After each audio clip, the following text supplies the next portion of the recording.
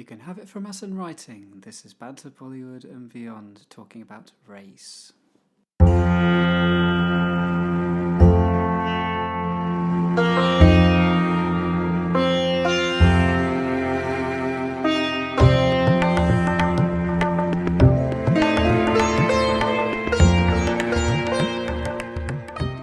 Hello, Smita. Hello, Alex. Hello, everybody. Hello, everybody.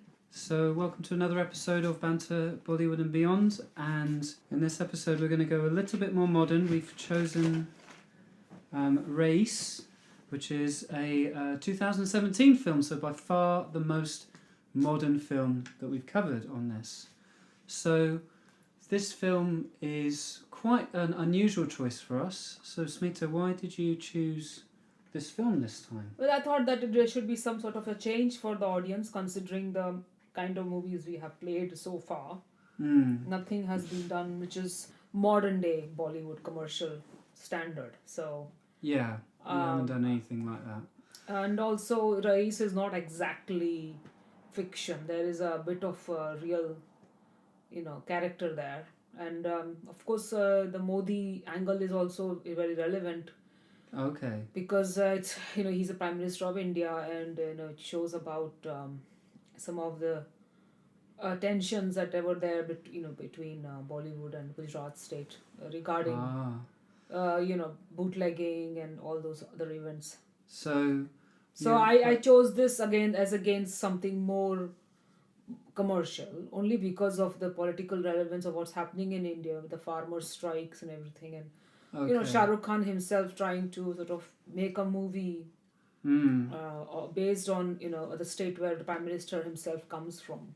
Yes. So I thought it was a very telling that we should try to Yes. And I was actually very surprised that they had Raees. I've been looking up for it, but Okay. So, I mean, this was quite an interesting choice, but I think you've explained it very well. So, for this podcast, we will be talking a little bit about the film, but also talking quite a lot about the political angle of the film as well. So, I know this is a modern film. We don't usually do modern films, but if you like this, please let us know. Because we can continue to cover more modern films if that's what people like, and we can cover more of them. Yeah, we've still got a few more that we'd love to watch. So, firstly, just as a little synopsis, Raees is played by Shah Rukh Khan, but not for a little while. We start early with Shah Rukh Khan as Raees as a kid, growing up in a little part of Gujarat. And what's important here is that Gujarat is an alcohol-free state, so it's illegal to buy or sell or drink alcohol in Gujarat. And as a kid, he gets involved in the bootlegging business in Gujarat and basically becomes a gangster. After growing up, he takes part in somebody else's business, bootlegging business, but then he also manages to start his own business.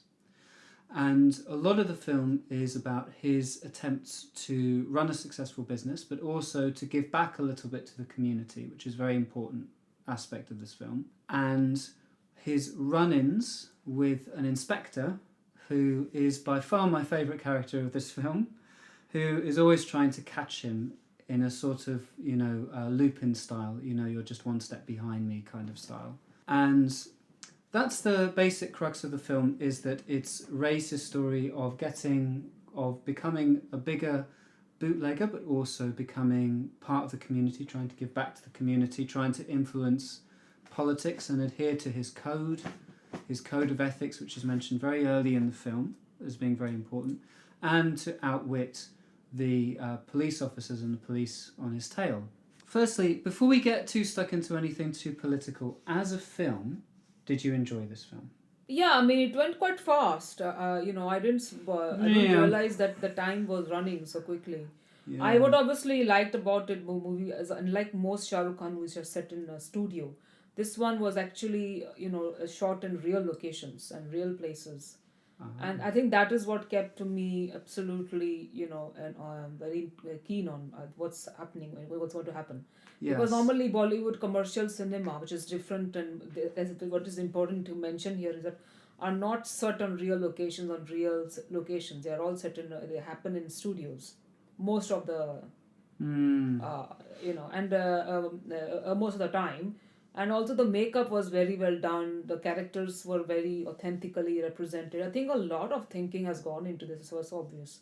Yeah, and I thought that was the strength of the movie for me. I mean, it's certainly very dynamically shot, very tightly scripted, I'd say, and also, I mean, it looks pretty beautiful. You know, as a bit of whiz bang action cinema, it definitely looks very, very good. I definitely enjoyed this in a very action-orientated way. I think this is a sort of response to kind of modern Hollywood action films, gangster films. It does a very good job, actually. I mean, obviously this film was very commercially successful, but I think even if you were watching it like I was from a Western perspective, and you sat down, you know, with a beer, and you sat down with a nice meaty meal, then... and you expected a nice gangster film, then you would have got a nice gangster film. Some of the stuff was very Indianized, was a little bit difficult for a Western audience to follow, but other than that, I think if you wanted an action gangster film, you would have got it, for better or for worse, as we'll go into as well. Now, also, as a film, was there anything that you didn't like as much as a piece of cinema? Well, obviously, it is too many of silly songs and all that is a bit overdone.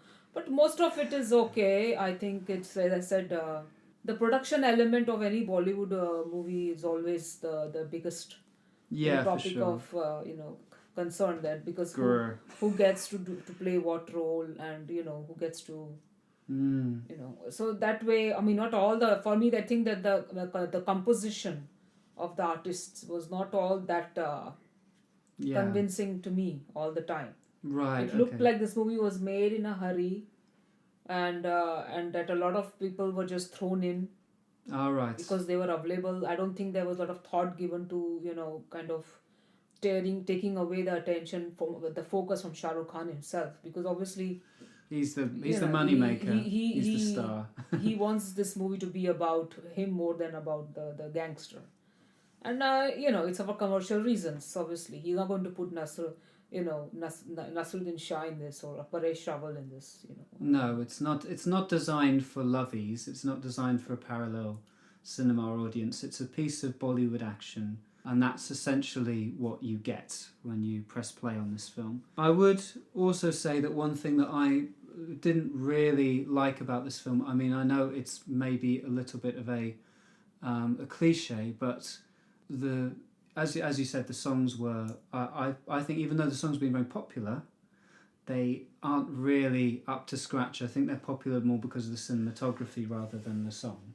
The fact that the set pieces look very beautiful, rather than the music's well composed, and the lyrics are very good and all that. But certainly, I mean, that's my opinion, but I mean, these songs have been streamed massively on YouTube, so I know I'm in the minority there, but it's worth saying. So, one or two things based on what you said. You said you liked the fact that this was filmed somewhere outside of Mumbai, but actually it was filmed in Mumbai.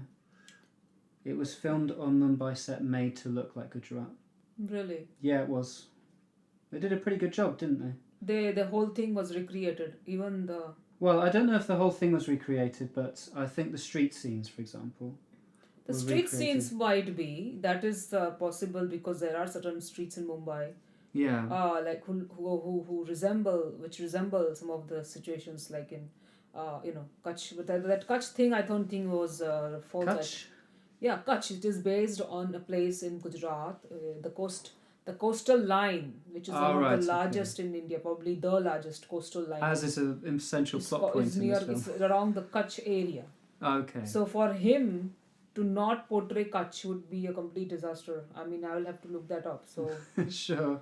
Because those little lanes, cultural sort of ethnic lanes with the ethnic homes. Yes. Home styles, though they look very authentic to me. They don't look like they can. There's nothing like that in Mumbai. Sure, but then they do have an enormous budget for a film like this, because it is so much cheaper just to go there. I know it might be cheaper to go there, but rather than rebuild or recreate something, it's ridiculous. I know, but I mean that's it's not far. Mumbai to Kutch. That's a similar thing that's been happening in Hollywood for a long time. You know, like you do green screen, or like back in the old days, you know, you'd recreate the Himalayas in Shipperton Studios in London, for example. You know, it might be because all the sort of production stuff is in Mumbai, so all the people you need is in Mumbai, and it will be more expensive to fly those over all the time. Yeah. But yeah. Bhuj without disruption. So that was some scenes in Bhuj. Okay. They have to go to archaeological survey of India, Ahmedabad, ancient mosque. That they can't recreate, but redesigned. Okay, those slums. Okay, that is interesting. Yes. For me, I didn't see those small lanes and all that as slums. I saw them as they were. I saw them as just ancient, traditional ways of historical buildings in India. I don't know why they are mislabeling this as. I'll have to correct this. They're not really slums. That is how it is in. You're taking issue with the Wikipedia page. But I think that he wasn't really well. I think that then this is a critique of that shit. Is that this movie is that that they did misrepresent them, because obviously, yes, it's true that in places like we saw in Jodhpur as well, the Muslims and the Hindus, they never stay together. Sure. Their localities, especially in low income, which is pretty much most of India, is separate. And yes, it's true that those more ethnic looking architecture is probably not where Muslims live. It's where the Hindus live. And so maybe that is where they have made a mistake. Because if they are trying to show an urban slum in Ahmedabad, then they did a very bad job. So just to clarify, Ahmedabad is the city in Gujarat where most of the action in this film is set. Yes, I wouldn't describe, I agree with you. So in this film, one of the big plot points is also that Raees is only is settled in one particular area of this city, and that this particular area is where he has political control, social control. And that did not look like slums, I agree with you. That looked much more like little... And I was a little bit wondering, why is it that Muslims will stay in such sort of ethnic locations? Because if you stay in such kind of old buildings, which are archaeologically important, there is no way there will be a mosque anywhere nearby. And Muslims always live near a mosque. Sure. So, if you are staying there, that means either you are renting it out or you are, too secular and you don't mind, integrating with Hindus. I wouldn't know about that. I think that's more your area. Yeah. But as far as a few other things that I quite liked about this film, I definitely have to mention Nawazuddin Siddiqui, who is definitely, from my point of view, the absolute highlight of this film. I mean, maybe it's my very British side coming out, but I love films like, Robin Hood, Prince of Thieves and Die Hard, where the villain is obviously an intellectual and obviously very smart and enjoys playing cat and mouse and taunting the hero. And he's a very interesting character, actually, this inspector, because essentially the film is about Raees, and Raees is obviously an outlaw, but he's also the hero of the film. And I like the interesting dynamic that the hero of the film is also essentially an outlaw, and he's competing against the villain, who's actually a very straight cop, because all the other cops are just taking bribes and accepting all of this bootlegging going into the city. And I really like that first scene at the wedding, where they introduce the character, because there's a wedding in... the introduction, I agree, was very unusual. I really like that scene, because you didn't really know where it was going. It started with one character saying, "Oh, who's in charge of this wedding?" And then gradually saying, "Oh, this..." And you think it's going to be some sort of little comedy scene, but actually it becomes quite a big reveal that they're actually shutting it down. And the inspector is actually coming in and arresting everybody in the wedding. And everyone's like, "Oh, really? What? No, everyone drinks, And he comes in. And he's got such a great mustache as well, such a nice villainous mustache, even though he's the hero. Well, they're trying to endogenize, give him his personal style. Yeah. of arresting people. He has his own, modus operandi of catching people. Yes. His own signature style. This is how I catch people. I'll have it in writing. And have it in writing. Another one, Yes. give it to me in writing. Even if it is a newspaper, because obviously you're breaking law. So I just want to make sure that, it's not coming from me. So he has his way of operating, but obviously the movie wasn't about Siddiqui. It was all about Shah Rukh Khan. Sure, it was, but I enjoyed. And I don't think that Siddiqui's is because character Shah Rukh Khan is a good actor or anything. It's just the way the movie was produced by his wife. Sure. So I don't think Siddiqui had his way to get his edge in. So. Sure, but he was very enjoyable in the same way Alan Rickman is in Robin Hood, Prince of Thieves. Apparently Kevin Costner's the hero, but Oh, no. Kevin Costner and Shah Rukh Khan is no comparison parallel to this. I mean, Alan Rickman is a Thesp, and sure. In that way, Nawazuddin is not really a very, refined Thesp. He's not a stage artist, sorry. He probably went to a school drama, whatever, I'm not sure now. But he never played on stage like Alan Rickman did. So I don't think it's fair to bring that Hollywood and, Bollywood Thesp comparison at maybe, okay. analogy. Okay, I agree with you. It's more like, Joker. But I like the dynamic of it. The Batman Joker movie. Yes, that's right. It's more like chaotic, And in a film like The Dark Knight, everyone, loves Heath Ledger's turn in that, quite rightly. Yeah. More so than they like Christian Bale's turn. Yeah. Even though we're supposed to be rooting for Christian Bale's character, because obviously Heath Ledger's character is such a horrible person. He's just so charismatic.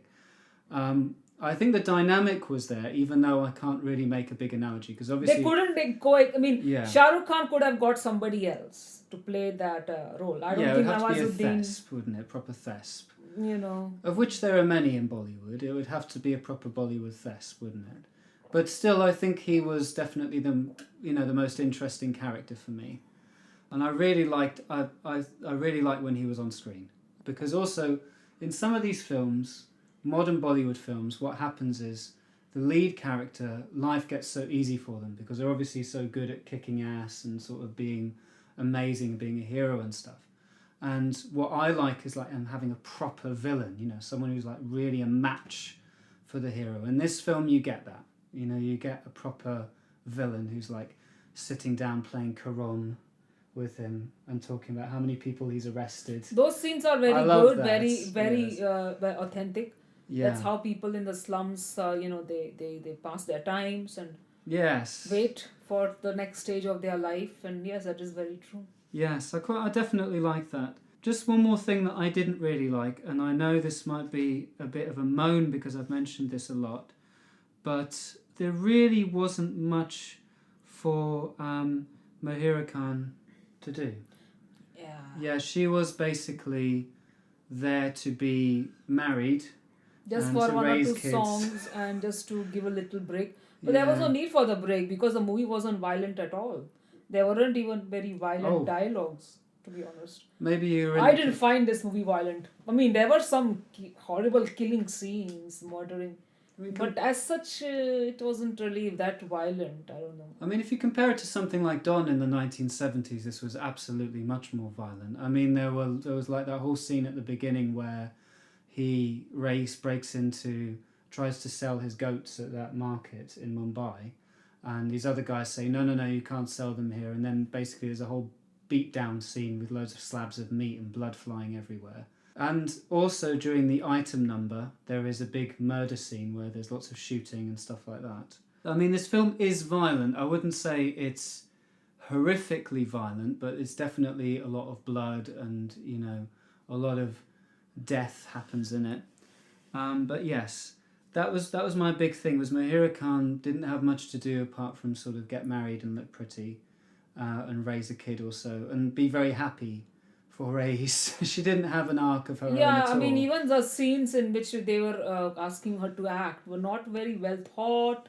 Yeah. There was so much of potential to develop that role. Sure. But even that cooking scene, he's cooking and she's on what the fuck? It's like, what on earth, Yeah. It's like, what is your point? You're not even cooking. Yeah, Why? and then whenever she offers quite good advice towards the end of the film, like, well, you should really be careful about this and this, he sort of just Yeah, basically that tells one her to was shut good, up. where she does But seem yes. to have said, okay, I will stand up for him. I will, Yes. while you're in the prison, don't worry, we will arrange. You don't. But that could have also been developed more. But I think that what happened was they realized the movie is not going to do well when they were doing the trailers, because they do these, initial They screening. release the trailers early, Yeah, they don't come and ask people to give the feedbacks. Yes. And they get rush reviews like, okay, improve this, whatever. And I think that they found the movie is not doing well, and so Shah Rukh Khan took over literally every other scene. So maybe it is by default, that Yes. it has because dialogue is bad, dialogue's not properly situated. Yeah. But then Gujarat is a very impressive landscape. Well, it was beautifully shot. I wish they had shown a lot more about the Kutch region. And make it more about the place than yes. about yes. all these evil things that they wanted to tell us about. I mean, yeah. But it is about the place. The place is still there. I mean, it did have a nice sense of geography. It's like, okay, they took all these clippings on different newspapers and articles, and okay, you have to show this. Oh, really? We should show this. But show the place, show the cut, show the power of that place. Yes. How people live. Yeah. People in Mumbai, that is their problem. They think that how people in Mumbai live the rest of India also. No, not at all. Well, people in Mumbai live a very modernized, comfortable, urbanized, well-connected life. For a lot of people in India, that is a luxury. Just getting a glass of, like just filling water in their water tank is a luxury. Electricity, so many things they could have communicated. Yes. No, you're right. So obviously this movie was driven by money, by political power, and it's an action film. It's an action film, isn't it? But then the point is that who else would make this movie? Nobody. Only a person like Shah Rukh with his of course his minority background would be interested in showing this. And then that is why he had to show the good side also. That yes, he was a bad boy, he was a horrible man, he killed and all that. But then he also did good for the community. But then this is the thing. They always say the same thing about Salman Khan also. He did good. But that is part of them being Muslim. They have to do good. They have to do zakat. They have to help. Zakat is like charity. Okay. In Islam. Sure. So if so that part, they always try to not communicate properly. That okay, these people are doing good, but it is part of their religion. They have to do charity. So whatever way it is. I totally agree with you. Just like most Hollywood kind of films which focus on a gangster or villain, there's always some sort of moral code that the villain or the character has that is very important in this. So he says, like, towards the beginning of the film, his mum tells Raees, his character, no business is too small, no duty is more important than business. Okay, fine. So that's the sort of guiding line of him in the film. And no, you're right. You're absolutely right in terms of he has to, be seen to be doing good. But I do appreciate that does give the film a nice edge, a nice angle to it. Yeah, I like that as well. Yeah. That he kept that fame. That is again Shah Rukh Khan's own personal life. Yes. Where I think that is why he was moved. Yes. By Abdul's life story. Maybe Abdul in real life was close to his mother, like Shah Rukh Khan was. Yeah. In a lot of interviews of Shah Rukh Khan, we always see that. So I think we talked quite a lot about like whether we like the film or not. I think now it's quite important to sort of talk a little bit about the culture connected to this film, because there is culturally quite a lot to unpack, and you chose this because of the culture, or one of the guiding decisions was about talking about the cultural aspect of this film. One very important and interesting point just to start us off is that throughout most of this film, the character of Raees wears Gandhi's glasses.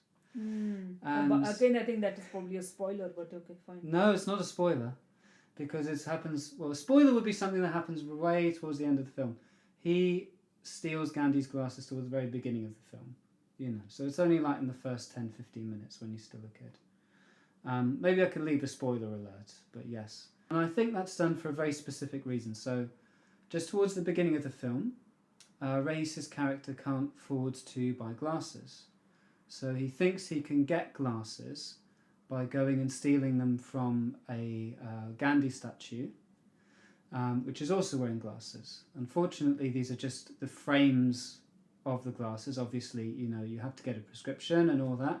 That's how glasses work.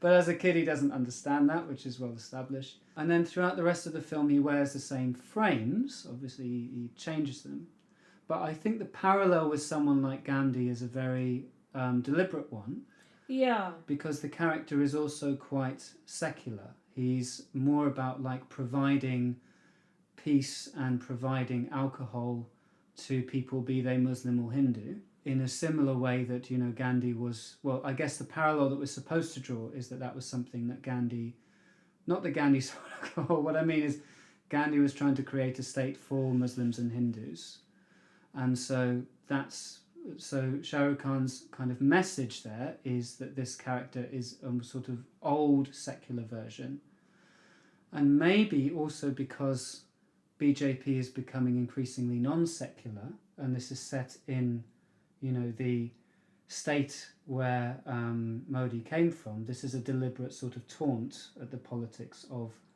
BJP. Am I drawing too... Do you think that's a bit too much of a stretch, or what do you think about that? No, it starts from that. The motivation is that he tries to portray himself as a moral Indian and Hindutva and all, but then Gujarat has a hidden informal economy around liquor. Yes, of course. And so he wanted to make sure that message goes through very clearly about the state of Gujarat, which is quite a bold statement. Yes, it is. Because a lot of people who actually fund Shah Rukh's movie, at least in the beginning when he was struggling, were Gujaratis. Like Bharat Shah is a very important, significant name in Shah Rukh Khan's early career days when he was a struggler. And Bharat Shah produced quite a handful of his movies in the beginning. Okay. So quite a few things like that. One was you said about the mother's thing, that no business is small. Then this Gandhi stuff. Then the other thing was also Musalman ka, like he I don't think you will be able to get because it was very Indianized. What he was saying that you have the honesty of a Muslim combined with the entrepreneurship of a Gujarati. Okay, now that I didn't get at all. Yeah, you would not get that. So that was a third angle. To be fair, that's quite obscure. yeah, because that only happens in the case of India. So obviously as a Westerner, you will not pick that up very easily. So I'm saying like the... And that theme was repeated at least 3-4 times. At least towards the end, he kept on saying. No, I didn't get that at all. And maybe Shah Rukh Khan in his own conscience, relates with that. He identifies himself as a Muslim entrepreneur, with a very Gujarati... Yes. Talent to make money, which I think is true. He definitely, a lot of Muslims, at least in the context of India, are exactly that. That they are honest as a Muslim, whether it is violent or non-violent. Whatever line they choose, they are honest, and we know that Muslims are very honest compared to other groups in India, communities in India. It is my own personal testimony that if I have to trust anybody in India, I would trust I can trust my life with a Muslim guy. Compared to, I'm talking in Indian context of how the country is structured, where the state is very weak, Sure. And being Muslim obviously gives a very high moral edge over any other community. This is my at least growing up in Mumbai. Sure. And obviously, India is enormous, and there's all, and true in one so, area cannot be true in another. Yes, and I think there are a lot of these Muslim underworld people that we hear, actually not from Mumbai per se. They're from outside of India, from small towns where they are heavily discriminated by the majority population, and that is why they get radicalized. That is why they get... Oh, yes. People, Muslims from Mumbai will never get radicalized. Impossible. Why? Because they have a lot of freedom. It's a capital financial country district. You don't have to, be bothered about your religious identity. But if you are from Delhi, you will be radicalized much faster as a Muslim than you'll be radicalized in say Mumbai. In fact, you will not be radicalized. It says no reason to be radicalized in Mumbai, because there is a very healthy market system that exists even for Muslims if they feel that Muslim markets have to exist, they will exist with pride. Yes. Whereas in Delhi, you have to hide and do it. You have to hide in lanes inside, away from the gaze of the society, or gaze from the state, or gaze of the authorities, and do their things. And they do it. Even in Mumbai, they do it, but it is not as prevalent as it is, say, in places like Delhi, North India, Gujarat. Now, this is not the case for Muslims in Kerala, though. Now, Kerala Muslims are very, very much equally considered to be equal footing with Christians and Hindus. Okay, so that is why, again, you will find that there are very few radicalized Islamic people coming from Kerala. Very few. There's no reason. For them, Kerala is home as much as Mumbai is home. Can I ask you about you're saying like the honesty of a Muslim combined with the entrepreneurship of a Gujarati. Now, from an English perspective, I'm a bit ignorant about the stereotypes connected with different areas ethnic of groups India. in India, yeah. So Gujaratis have always stereotype of so the Gujaratis? Shahs and the Patels are the two most entrepreneurial, trading communities of Gujarat. There are many. Right. Okay. But these two are the monstrous communities in a way. Like massively, into that is what they do. They know about, but they do only what you call petty businesses. So convenience shops, small bicycle shop, repair shop. That kind of loan business they mostly do. Very few have gone to the next level of like Bill Gates type of business model. Well, it's very rare. They run businesses effectively, but those are mostly small businesses. That's the sort of. They're very good at bookkeeping. They have their own. In India, we have a practice of double account keeping. Sure. One is for the state and for the government, for the Western style, and another is for their own community. Yeah, it's a very complex anthropological thing. Some people are working also on this. Sure. It reminds me a little bit of when we talked about the Parsis and Pestunji as well, that they're also considered like a business group of people as well. Yes, I totally missed that angle. I did, however, want to talk a little bit about the final big cultural point of this, which is that this story is supposed to not be based on a particular person, but it is that is probably not true. Because this story bears a lot of parallels with the story of Abdul Latif, who was a real-life person in Gujarat as well. And I wanted to talk a little bit about this character, this particular person. So Abdul Latif was, because he's now dead, was a bootlegger and gangster in Gujarat. And what's very interesting is there's a lot of parallels with the character of Raees in this film, even though it's been officially denied that this is based on any particular character. It's pretty clear to me that looking and doing a bit of digging that this character is obviously inspired at least by this, and then developed a little bit more into another direction. I don't think this is so much of a controversial issue, though, because I think Hollywood does this all the time, There's a lot of films, I think, for example, films like The Godfather are based on particular, mafia families in America, but they're not, autobiographies of mafia families. They're sort of using different names and based on different things. Have you heard of this character of Abdul Latif? No, but I have heard about RDX. That I have heard. RDX? What's that? That is the material that was used to make bombs in Mumbai.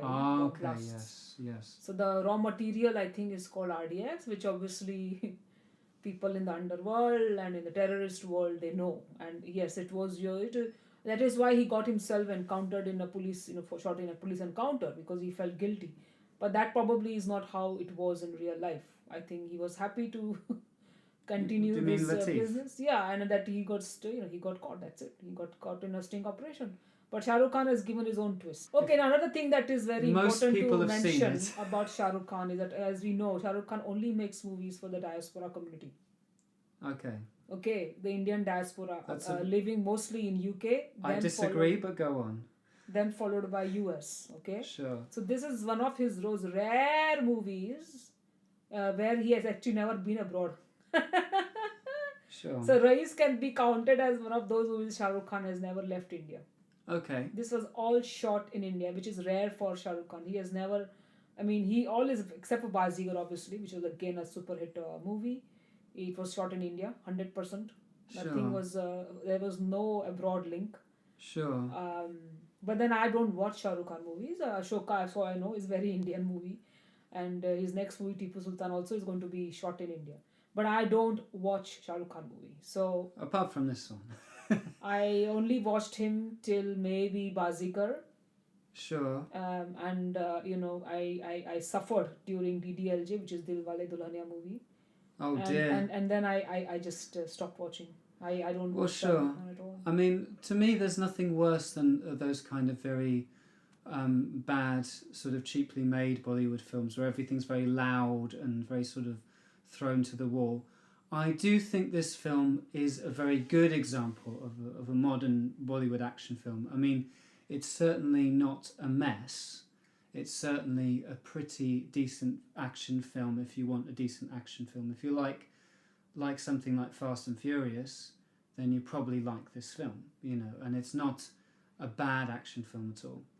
I would disagree that this film is made for sort of, non-Indian audience, because I think a lot of Indian films have, made a lot of money with a very similar action template. For example, Dabang and things like that. Yeah, because they bring all these James Bond movie, Batman, all that, entangled all together. Sure. To make money, Sure, but that is now very common. So Salman Khan also is notorious for not making movies for a broad audience. All his movies are targeted to Indian audience only. And surprisingly, his story is very interesting. All his movies are popular abroad. Sure. So he creates an India image which is liked by people abroad. That is such a bizarre thing. And Shah Rukh Khan gives you an image of how Indians abroad live. So people like, those people, British Asians. He puts camera on their lives. Let's see So Shah Rukh Khan has always been attracted to the stories of migrant Indians. And in this also, it is quite a bit of that touch of migration. Sort of outsider India, I would say. Maybe it's not so much about someone who is non-Indian as someone who's like an outsider in India. I mean, obviously this film's set in Gujarat. He's not only, a minority religion, a Muslim, but he's also, in a minority field. Well, not a minority field. He's opposite of the law as well. So he's an outsider in three different ways. First of all, not from Mumbai. Secondly, not Hindu. And thirdly, not on the side of the law. So I agree with you that they're about outsiders, but I wouldn't say they're about people necessarily outside of India. No, not in this one. Not in this one at all. Not in this one. This is a very Indian film. This movie has 100% Indian touch to it, but because it is Islamic in nature, and because it has because anything which is terrorist nature, especially if it goes under TADA, which is Terrorist Act. I don't remember the last two full. Yeah. Something Terrorist Act and okay, so. Well, it's a law about terrorism. Detention has got to do with foreign links. Yes. Because there are, of course, domestic terrorists as well. But most terrorist acts in India, which are at least for the state's interest, are from the foreign angle. The foreign company, the foreign people are funding. That is why I have said that this movie has that foreign angle. But no, it is not actually. Totally, it's 100% it is made. But it still felt a bit non-Indian to me. For some reason, I felt like that Shah Rukh Khan thing is there, where he's absolutely fascinated about things outside of India, and that he has no patience, basically. Well, it definitely for feels... authentic Indian stories. That I have a problem with. I just have a problem with that. All his movies have some foreign angle. Sure. Just, But... Okay, sure. I don't know why he's so insecure. I don't know what, okay, I'm too good to be, to be a normal Indian. But I liked him in Bazigar. Everybody liked him in Bazigar. I mean, a normal Indian. He is a normal Indian. But I think that his contemporaries, he doesn't identify with his contemporaries, minus maybe Amir Khan. He's essentially from Mumbai. No. He is from Delhi. All right. I mean, he's grown up a lot of the time in Mumbai. No. He struggled in the Mumbai. He came like Amitabh Bachchan came. They all came as artists to struggle and make their way in Bollywood. Not to struggle, but to become But I actors. don't really understand where the idea is that he is not Indian, because to me he is, somebody who's No, but he lived in India identifies his whole more life with people and is within made- India. Okay, what I'm saying is that He's many not like people, Irfan Khan, for example, someone who goes and makes films, for a Western audience as well as for an Indian audience. I mean, obviously this film was massively seen in India, so it was popular for an Indian audience. This is one of the top 50 grossing films of all time in India. So, to me, this is definitely a 100% an Indian film, even if it is an action film in a more Western style. But, I mean, yeah, sorry, you were saying. No, but even the action scenes, the violence scenes, they didn't feel like Indian to me. Sure. There's definitely a copy of what he has seen, James Bond and all that. So Sure. what I'm saying is the production quality end of it was not very Indian. Sure. The production quality of it felt more like he's trying to, he knows that this movie will be seen by Indians or by foreign audience abroad as well. Sure. And it was. This film was very popular with a foreign audience. And there you go. But that's not a bad thing, is it? If the Bollywood foreign audience has got nothing to do with Abdul Latif, but it has got a lot to do with Narendra Modi because of his non-secular politics. So I think that he did a good job in trying to portray that. But actually, Modi and Shah Rukh are quite okay, with each other. They are also I wouldn't say friends, but they're all right. They accept each other, and Bollywood accepts. Do you think they send each other cards on Diwali? No, sorry. But yes, I don't know really about how close friends they are. I think that would just be a lot of speculation. But I mean, for me, the idea of it being a foreign film, or a film which has sort of foreign angle to it, is absolutely right, because I think in modern Bollywood, the domestic audience can only get you so much money. A lot of these films get a lot of money in the diaspora, like in Singapore, Indonesia, also in Pakistan, and in other countries with a large Indian diaspora population. So it's got to play to those people as well, and it's played in but the UK then as well. Inserting that item number it was unnecessarily, because obviously that is geared towards Indian audience. Oh yes, yeah. No, the diaspora community is not that keen on item numbers. So, do you have any final comments about this film? Any final thoughts? I think that Shah Rukh Khan's mindset can be seen in this movie, and his views about secular India and Sure. Gandhi, all that was very well shown. For that reason, I think it's okay. And as I said, it's okay for once a watch. It's 2 hours goes very quickly. Yeah, for sure. It did feel like it was edited with a sort of very keen eye on people's time. Let's put it that way.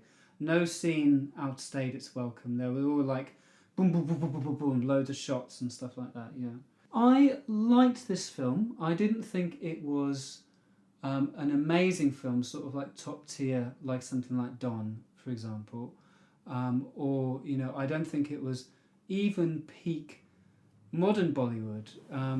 I think I've seen better modern Bollywood films than this. For example, I'd say Hindi medium. Yeah. That was a modern Bollywood film that I thought was better than this one. But I thought those ones were really, really good. Having said that, I would definitely say if you're in the mood for an action film and you don't mind it, and the idea of an action film which involves a group of people beating each other up with slabs of meat in a meat market sounds appealing to you, and sometimes that's exactly what the doctor ordered.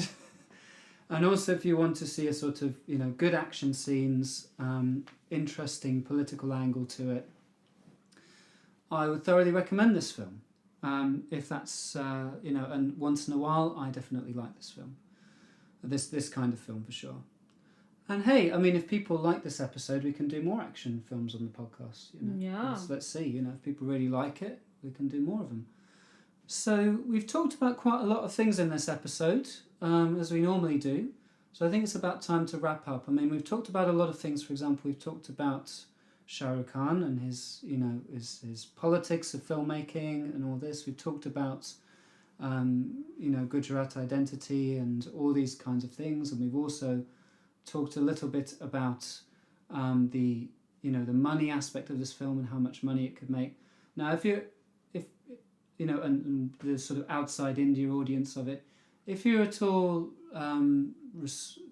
felt, if you're interested in any of the themes or affected by any of the stuff that we've discussed in this, we'd be very happy to hear what you thought. So please drop us a line. We're on a lot of the social media things that these young people have nowadays. We're on Twitter at BanterBollyBE. We're also on Instagram, which is Banter Bollywood and Beyond. That's just the name of the handle. We also have a Gmail account, which is banterbollywoodandbeyond@gmail.com. And you can keep in touch with us on our Facebook page, which is exactly the same name. So it's my choice next episode. I'll probably go a little bit away from this, but let's see. So until next time, it's goodbye from me. Goodbye. And cue theme tune. Stay safe. Stay safe.